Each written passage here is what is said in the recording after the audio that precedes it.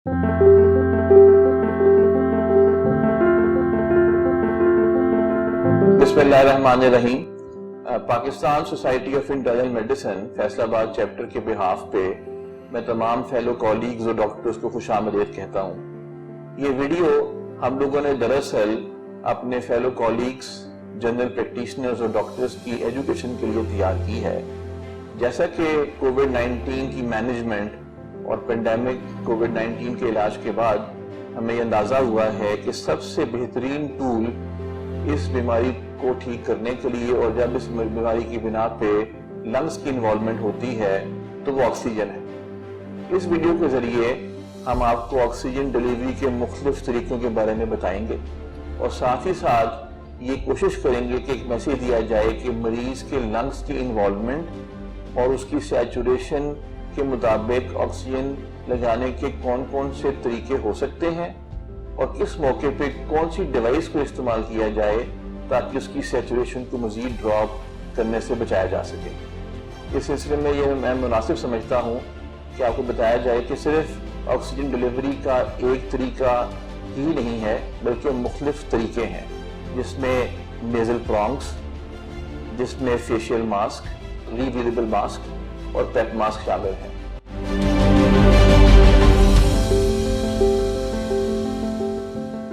ये वीडियो हमने मुफादे आमा के लिए ऑक्सीजन का इस्तेमाल बताने के लिए बनाई है। इसमें मैं कुछ चीज़ें आपको डेमोस्ट्रेट करने लगा हूँ। इसको पल्स ऑक्सीमीटर कहते हैं। इससे हम ऑक्सीजन को मॉनिटर करते हैं। इसका तरीक़ेकार मैं आपको बताता हूँ। ऑक्सीजन इसे चेक कैसे करते हैं। ये एक क्लिप है, ये देखें। इसमें आपकी जो नेल है उसके ऊपर कोई वार्निश या नेल पॉलिश नहीं लगी होनी चाहिए।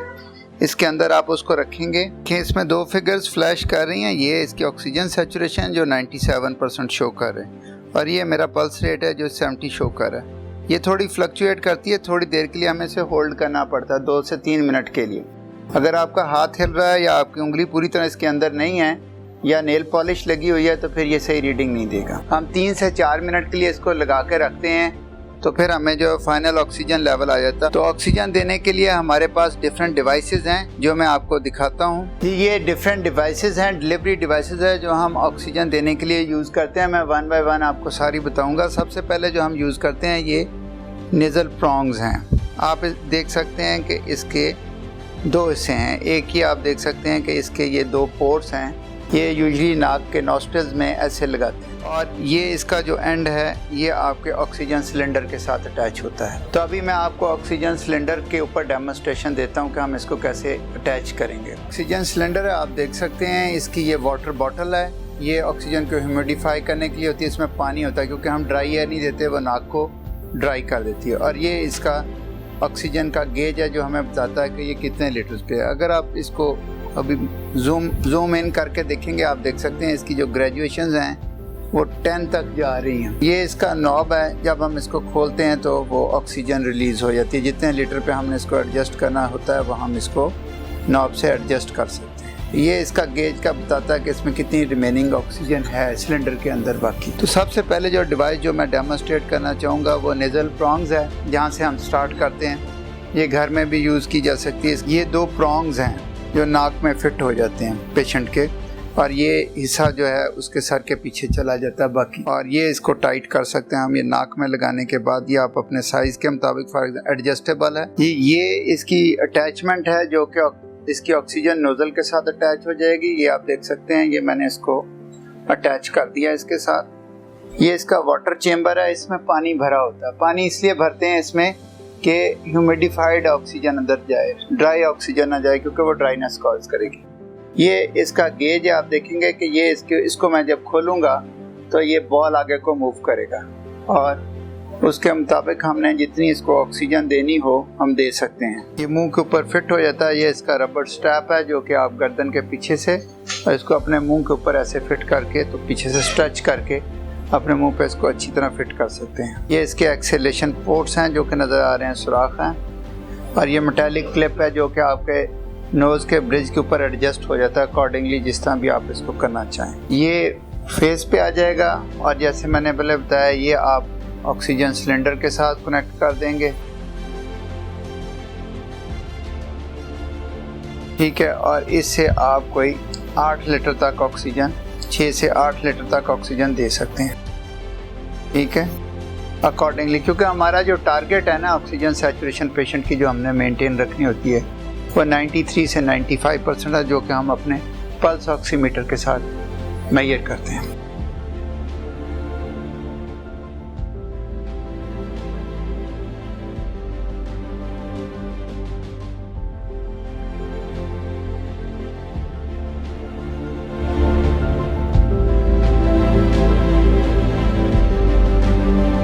ये तीसरी डिवाइस है, ये नॉन रीब्रीदर मास्क है। ये आप देख सकते हैं, इसके डिफरेंट पार्ट्स में डेमोस्ट्रेट कर देता हूँ। ये इसका रेजरवायर बैग होता है और ये बिल्कुल फेस मास्क की तरह का है जो पहले मैंने आपको डेमोस्ट्रेट किया, एग्जैक्टली वही है, सिर्फ इतना फ़र्क है कि आपको ये 2 वाल्व्स नज़र आ रहे हैं इसके ऊपर, ये रबर के जो हैं। ये बेसिकली जब इनहेल करेगा मरीज़ तो ये बंद हो जाते हैं, जब एक्सहेल करेगा तो ये खुल जाते हैं। जब भी आप ये मास्क यूज़ कर रहे हैं तो ये चीज़ का ख्याल रखें, रीब्रीदर मास्क के ऊपर ये दोनों वाल्व्स लाजमी होने चाहिए, क्योंकि अगर ये नहीं होंगे तो फिर ये प्रॉपर फंक्शनिंग नहीं करेगा। इसके नीचे एयरपोर्ट्स हैं, ये इसकी ट्यूबिंग है जो कि मैंने इसके साथ अटैच की हुई है। इसका जो दूसरा एंड है वो हम ऑक्सीजन सिलेंडर के साथ इन कनेक्ट कर देते हैं और ये जो डिवाइस है इससे हम जो है काफ़ी ज़्यादा ऑक्सीजन पेशेंट को दे सकते हैं। वो पेशेंट्स, ये उन पेशेंट्स में लगाई जाएगी जो कि 8 लीटर के ऊपर भी अपनी सैचुरेशन जो सिंपल फेस मास्क से मेंटेन नहीं कर पा रहे, तो फिर उन पेशेंट्स में हम ये वाला मास्क यूज़ करते हैं। अगेन ये उसका नेज़ल क्लिप है, ये इसका रेजरवायर बैग है नीचे। ये वही फेस मास्क है जो सादा फेस मास्क था, सिर्फ इसमें डिफरेंस ये है कि इसके ऊपर ये 2 वाल्व लगे हुए हैं जो कि जब मरीज़ सांस लेता है तो ये बंद हो जाते हैं, जब वो सांस बाहर निकालता है, एक्सहेल करता है तो ये खुल जाते हैं। ये इसका जो है मेटालिक क्लिप है जो कि आपके नाक के ब्रिज के ऊपर आएगा और इसको आप उसके मुताबिक मोल्ड कर सकते हैं। ये इसका रबर का स्ट्रैप है जो कि आपकी गर्दन के पीछे इसको होल्ड करेगा। तो ये चंद एक डिवाइसेस हैं जिनसे घर पे हम मरीज़ की ऑक्सीजन सैचुरेशन को मेंटेन कर सकते हैं। एक आध डिवाइस और है जो कि वीडियो के अगले हिस्से में आपको दिखाते हैं।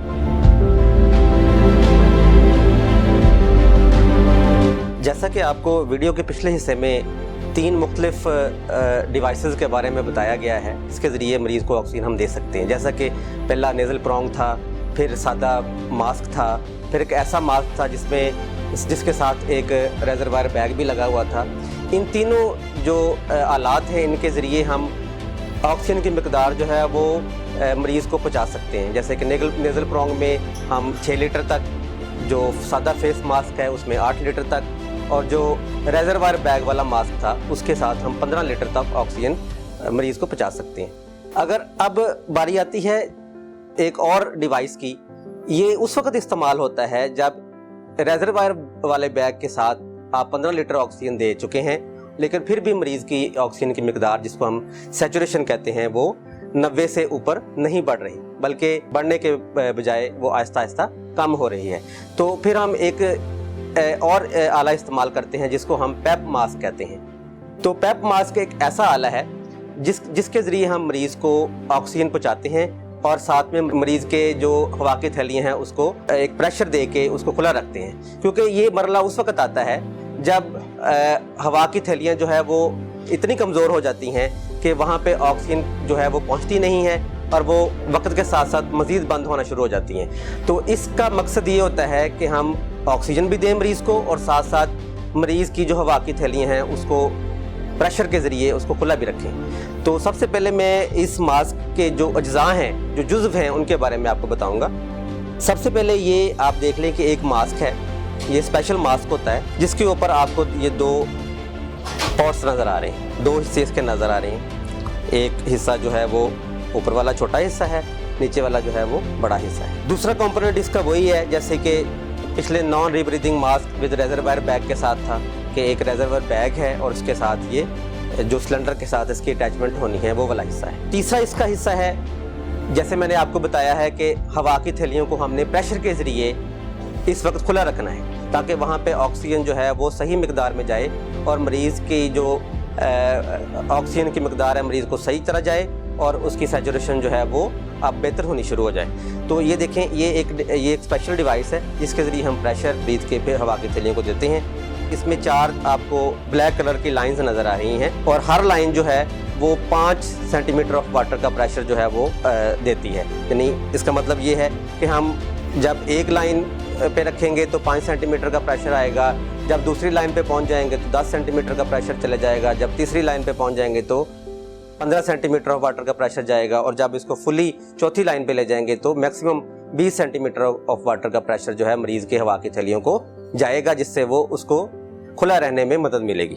अब इसको कैसे अटैच करना है ये मैं आपको बता देता हूँ। जो बड़ा वाला पॉट है उसके साथ आपने ये प्रेशर वाला डिवाइस लगाना है, जो रेजरवायर बैग है उसको आपने छोटे वाले पॉट के साथ लगाना है। ये जो सिलेंडर वाला कनेक्शन है वो उसी तरह जैसे आपको पिछली 3 डिवाइसेस के साथ बताया गया था कि यहाँ पे अटैच करना है, ठीक है। इसके साथ ज़रूरी है कि ये जो एक चीज़ समझना ज़रूरी है कि जैसे हमने रीब्रीदिंग मास्क वाला जो बैग था वहाँ पे मास्क के साथ हमने 15 लीटर मैक्सिमम ऑक्सीजन जो है वो इस्तेमाल की थी। इसके साथ ये है कि जब आपने ये मास्क लगा देना है तो इसमें 10 से 12 लीटर की ऑक्सीजन जो है वो जानी चाहिए, ठीक है। और उसके बाद ये है कि जब हमने मास्क अटैच कर देना है मरीज़ को, तो ये मेन जो चीज़ है, मेन जो आला है वो ये प्रेशर देने वाला आला है। तो जैसे मैंने आपको बताया कि 4 लाइंस होती हैं, जब ये पूरा खुला होगा यानी पहली लाइन पे होगा तो 5 सेंटीमीटर ऑफ वाटर का जो प्रेशर है वो मरीज़ के हवा की थैलियों को जाएगा। इसी तरह आप जैसे जैसे प्रेशर को बढ़ाते जाएंगे तो जो दूसरी लाइन जब पहुंचेगी तो 10 सेंटीमीटर ऑफ वाटर का प्रेशर होगा। अब जब हम शुरू करते हैं तो हम पहली लाइन से शुरू करते हैं 5 सेंटीमीटर ऑफ वाटर के प्रेशर से, और साथ साथ हम उसी तरह पल्स ऑक्सीमीटर के साथ इसकी मॉनिटरिंग करते रहते हैं। उसमें क्या देखते हैं हम? उसमें देखते हैं कि ऑक्सीजन की मिकदार जिस्म के अंदर कितनी है, यानी सैचुरेशन कितनी है। अगर सैचुरेशन बेहतर होनी शुरू हो जाती है तो आपको मज़ीद प्रेशर देने की ज़रूरत नहीं है, लेकिन अगर सैचुरेशन कम हो रही है या बेहतर नहीं हो रही तो आप इसके प्रेशर को इसी नॉब के ज़रिए घुमा के फिर आगे इसको मज़ीद बढ़ा सकते हैं। अब ये है कि जब मैक्सिमम प्रेशर आप दे चुके हैं, और हमारी रिकमेंडेशन यही है कि आप तीसरी लाइन तक ही मैक्सिमम जाएँ, यानी 15 सेंटीमीटर ऑफ वाटर तक जाएँ। अगर इसके बावजूद भी, इतना प्रेशर देने के बावजूद भी अगर मरीज़ के खून के अंदर ऑक्सीजन की मिकदार बेहतर नहीं हो रही, यानी कि सैचुरेशन बेहतर नहीं हो रही बल्कि बेहतर होने की बजाय वो मज़ीद कम हो रही है, तो फिर इस मरीज़ को इससे बेहतर आले की ज़रूरत है जो कि आपके करीबी हॉस्पिटल में दस्तयाब होगा। तो जब ये मरला आता है तो हमारी ये एडवाइस है कि मरीज़ को जो है करीबी ऐसे अस्पताल में लेके जाएं जहां पे वेंटिलेटर जो है, मैकेनिकल वेंटिलेटर दस्तयाब हो, ताकि मरीज़ की जो ये बिगड़ती जो हालत है उसको मज़ीद बेहतर किया जा सके। इसके लिए एक चीज़ यहाँ पे बताना मैं बेहतर समझता हूँ, बल्कि मुनासिब समझता हूँ कि जब ये मरला आए, जब मरीज़ को अस्पताल में दाखिल की ज़रूरत पड़ जाए, तो आप मेहरबानी करके पहले फ़ोन करके पता कर लें कि कौन से अस्पताल के अंदर बेड दस्तयाब है और ऐसा कौन सा हॉस्पिटल है जहाँ पे ये मैकेनिकल वेंटिलेशन या जिसे उर्फ़े आम में वेंटिलेटर कहते हैं वो दस्तयाब है, ताकि मरीज़ को बर वक्त और सही वक्त पे और ये जो आला है वो दस्तयाब हो जाए और उसकी जान जो है वो बच जाए।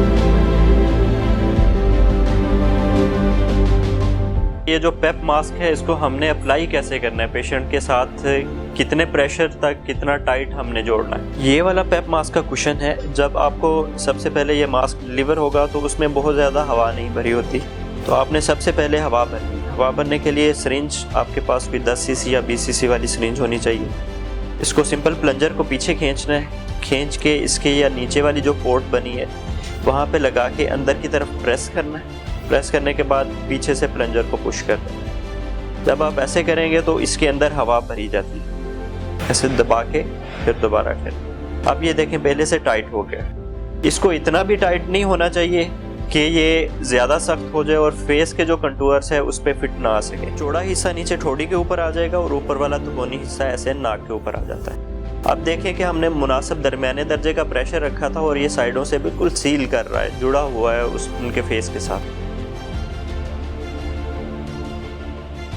के बाद जो स्ट्रैप्स हैं, स्ट्रैप्स का ये बाहर उभरा हुआ हिस्सा ये बाहर की तरफ रखना है और ये जो स्मूथ हिस्सा है ये अंदर की तरफ रखते हुए आपने ऐसे अटैच करना है। ऊपर वाली 2 स्ट्रिप कान के ऊपर वाले हिस्से से आके ऊपर वाली जो 2 हुक्कें साइड पे हैं उसमें अटैच हो जाएंगे।